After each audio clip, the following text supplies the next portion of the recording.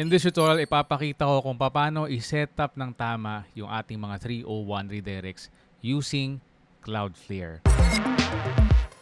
So, napaka-importante ng 301 redirect and importante rin na maintindihan natin kung bakit to ginagawa.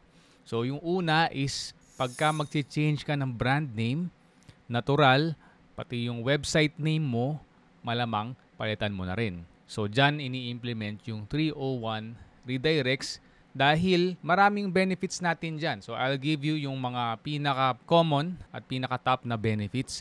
Yung isa is para ma-retain mo yung traffic mo, lalo na pag sa social media, di ba? May mga old posts ka pointing to your old website and may mga message ka, malamang mga messages na pointing sa dati mong website and hindi natin maiiwasan na meron pa rin traffic na makukuha doon and we want them to be redirected doon sa ating bagong domain kasi that can be a valuable customer, hindi mo masabi, di ba? Pangalawa is in terms of SEO, gusto nating ma-retain yung traffic and also yung link juice na tinatawag. Pointing the old domain correctly using a 301 redirect will retain mga 80% of the link juice.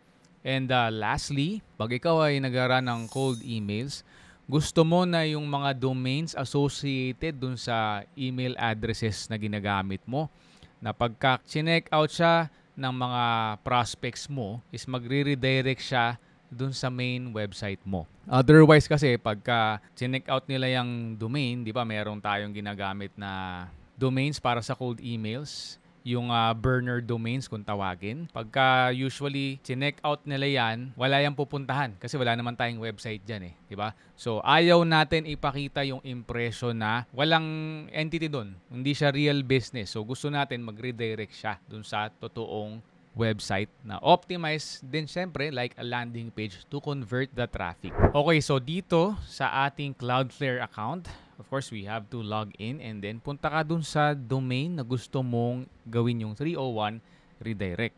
And then, punta tayo sa DNS. So, ito yung first step. Karaniwan kasi ang ginagawa, pupunta na kaagad dun sa rules, sa redirect rules. Tapos, nire-redirect niya na dun. And ini-skip tong step na to, kaya hindi gumagana. So, ito yun, no? Pagdating natin dito, add muna tayo ng record. Anong klaseng record? Dalawang A record. So, try natin. Yung isa sa root, tapos ang ilalagay natin dito is yung IP address na parehas dun sa IP address ng bago mong domain. So, parehas lang, no? And then, proxy status, yes, naka-on lang siya. Pwede nating lagyan to ng note na for redirect o for 301 redirect. Okay, so, dalawa. Save mo yan. Yung pangalawa is www tapos pointing again sa same IP nung bago mong domain. So, parehas lang siya. Ito lang yung nagbago. Yung isa root, yung isa www. Tapos, click save. So, hindi ko na save kasi meron na ako dito. So, pag natapos mo na yan, pwede ka nang pumunta dun sa rules. So, dito sa rules, punta lang tayo dito sa overview. And dito, kung nakikita nyo, meron na ako. So, hindi ko na save again, no? Pero, sige, let's do that. Create rule, tapos redirect rule.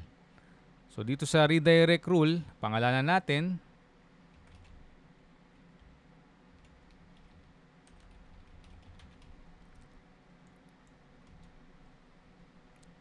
Tapos, all incoming request. So, lahat ng traffic gusto natin ma-redirect. Okay? Tapos, yung URL, dito mo ilalagay yung URL ng bagong domain. And make sure to add yung HTTPS And then pag okay na, let's hit deploy.